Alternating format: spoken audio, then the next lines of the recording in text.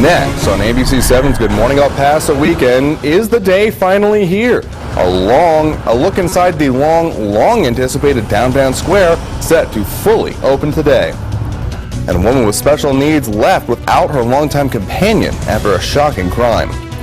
Guilty and not guilty, what a convicted gang member now faces after a jury decides his crimes for a double homicide. This is all the news you need to start your Saturday, April 16th. ABC 7's Good Morning El Paso weekend starts right now. Live, where news comes first. From the Mesilla Valley and Las Cruces to El Paso and the borderland. This is ABC 7's Good Morning El Paso weekend. How proud are you of this? I'm very proud of it. It looks great. I mean, once you're in here, it's a different feeling that you get being in the park. It looks modern. The buildings in the background, it looks great. Got a lot of green areas, a lot of plants, a lot of flowers. It's beautiful. It's a great park. After over a year and a half worth of delay, the day is finally here. San Jacinto Plaza will finally reopen to the public a little later. The city is holding a dedication ceremony this morning at 9:30, and entertainment and activities will be held throughout the day for the whole family until 7 in the evening. Last week, the city set high expectations for the park, one city rep saying it even brought her to tears. And I'll tell you, I was brought to tears by it, because everything that the El Pasoans said they wanted 5 years ago is out there now, and it shines like a brand new penny. Well, good morning and thank you for joining us. I'm Andrew J. Polk. We have live coverage with Iris Lopez over at the plaza with the live look only on ABC 7. Good morning, Iris.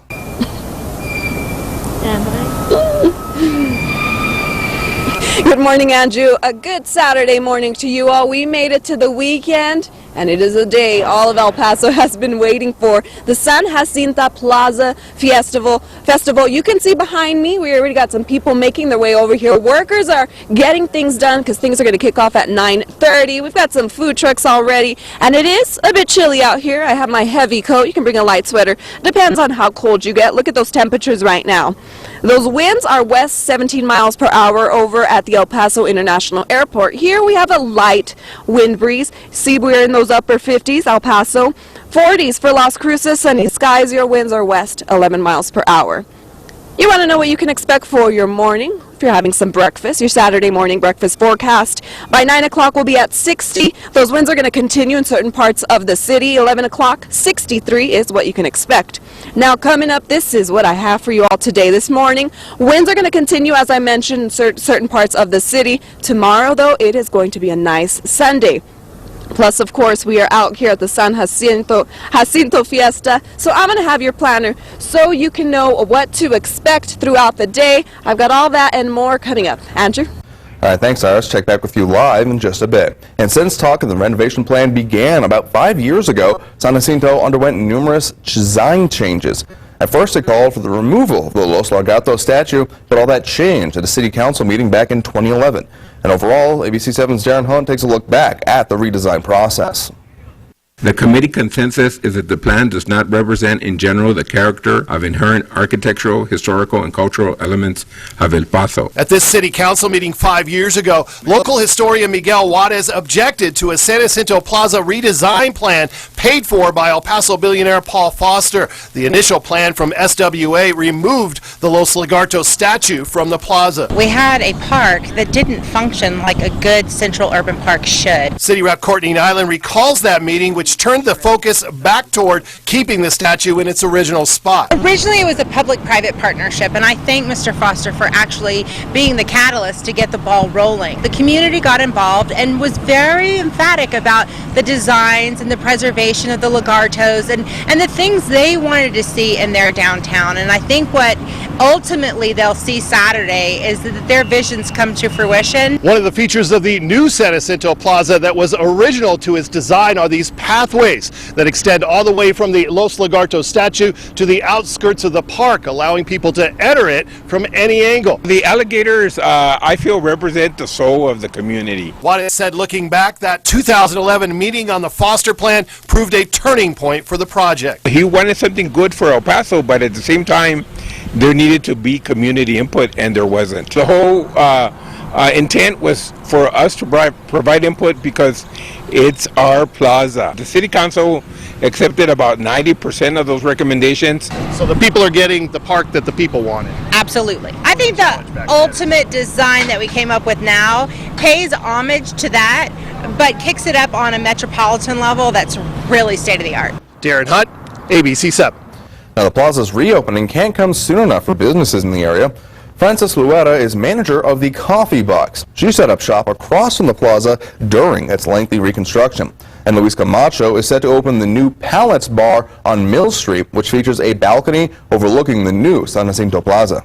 We thought it was a great idea to be here before everything, finally opens up to public and be able to add something unique to the area. A lot of the streets are closed.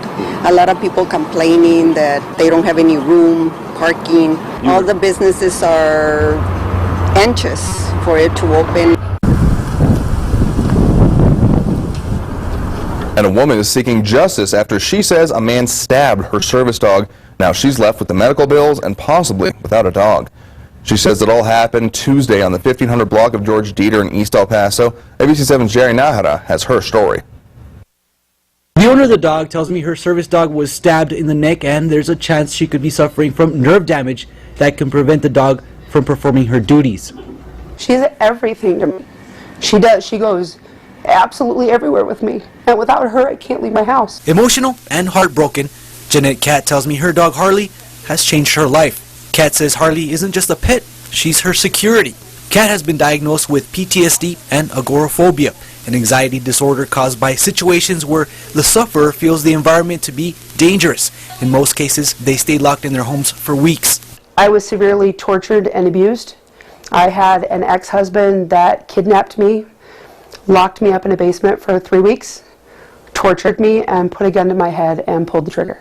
A therapy dog was prescribed to Cat. She's had Harley for a little over 7 years. And on a normal day, rushing to get her granddaughter to karate class, Harley got away from her. She pulled out from my hand, and I heard her bark maybe 3-4 times, if that. Cat says when she got to the bottom of the stairs, I heard her squeal. I turned, saw him stab her in the neck, saw her drop lifeless. I thought she was dead. Cat tells me a maintenance worker at the apartment complex stabbed Harley with a utility knife and left the scene. Harley is trained to sense seizures, panic attacks, and to keep Cat safe. She is trained to alert me that there's somebody that I do not see, that I do not know. Here's a few pictures of Harley at the carnival, the zoo, and at Carl's Jr., where she says she's never had issues with the dog. Cat says Harley never made contact with the worker, and the worker attacked her dog. Now she's left taking care of a service dog who at this point can't walk. I would like to see something happen. If it doesn't, I need help with her medical bills. Cat tells me police said they couldn't press charges because she's a dog. I also spoke to witnesses who tell me Harley never made contact with the worker. I did speak to the manager of the maintenance company who told me she's out of town and she hasn't spoken to her employee about the incident. Until then, she will hold off on making a comment. A GoFundMe account has been set up for Harley, and we'll have a link to that following this story on KVIA.com. Reporting for Good Morning El Paso Weekend, I'm Jerry Nájera. And an accused Barrio Azteca gang member is now waiting to hear his sentencing starting next week. Yesterday, a jury found Luis Rodriguez both guilty and not guilty. He was found not guilty of capital murder. Rodriguez was accused of killing 2 men in 2012 over a power struggle within their own gang. However, the jury convicted him of engaging in organized criminal activity. On those charges, he faces 25 years to life in prison. ABC7 was in the courtroom as the jury handed down the verdict. The jury deliberated for a total of 12 hours. Family members in the courtroom gasped when the verdict was announced, while Rodriguez himself showed little emotion. Neither of the legal teams were willing to speak to us on camera after the verdict was handed down. The jury will no longer be sequestered, but was told not to look at any media until they resume the sentencing phase of the trial Monday morning at 9 a.m. And a trial with a man charged with first-degree murder, aggravated burglary, and tampering with evidence has now been set. Last year, 5 teenagers were accused of trying to break into a mobile home in Doña Ana County. One of the suspects, 17-year-old Jacob Alba, was shot and killed during a shooting inside the home. From our New Mexico Mobile Newsroom, it's still unclear who shot Alba, but there are 4 surviving suspects, including Adrian Hortelano, seen here. Yesterday, Hortelano was in court to learn his punishment for a previous conviction. Hortolano was sentenced to 18 months behind bars on an aggravated burglary charge. This completely unrelated to the murder case. Hortolano has been behind bars for the past 11 months. He's been taking classes and attending therapy, but his sentence comes at a time when the defense and prosecution are setting up the pending murder trial. The defense says that was a factor in his punishment. If there wasn't a pending murder charge, I think we would be looking at a much different situation. I think it would have increased the likelihood that we would get probation. But we respect the judge's decision. I'm sorry. I was doing bad out there. I was hooked on drugs when I did this. It was a dumb mistake, and I promise it won't happen again. June 2017. The murder trial is set for June.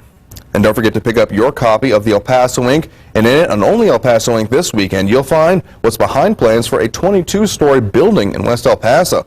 They have the details on the proposed hotel and apartment tower, set to be one of the tallest in the city. Also find out about some really big ideas for El Paso, like life for an old car lot and a park over I-10. And why local cab companies say deregulating the vehicle for hire business could make for fraud and abuse. El Paso Ink is online at KVIA.com and available for home and business delivery.